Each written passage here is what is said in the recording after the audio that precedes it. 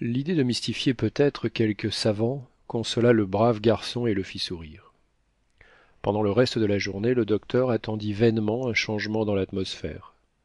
La température s'éleva, et sans les ombrages de l'oasis, elle eût été insoutenable. Le thermomètre marqua au soleil 149 degrés, 69 degrés centigrades. Une véritable pluie de feu traversait l'air. Ce fut la plus haute chaleur qui eût encore été observée. Joe disposa comme la veille le bivouac du soir, et, pendant les quarts du docteur et de Kennedy, il ne se produisit aucun incident nouveau. Mais vers 3 heures du matin, Joe veillant, la température s'abaissa subitement, le ciel se couvrit de nuages et l'obscurité augmenta. Alerte! S'écria Joe en réveillant ses deux compagnons. Alerte! Voici le vent! Enfin! Dit le docteur en considérant le ciel. C'est une tempête! Au Victoria! Au Victoria! Il était temps d'y arriver.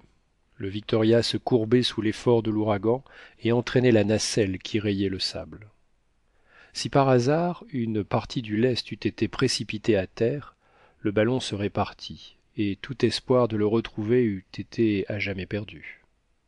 Mais le rapide Joe courut à toutes jambes et arrêta la nacelle, tandis que l'aérostat se couchait sur le sable, au risque de se déchirer. Le docteur prit sa place habituelle, alluma son chalumeau et jeta l'excès de poids.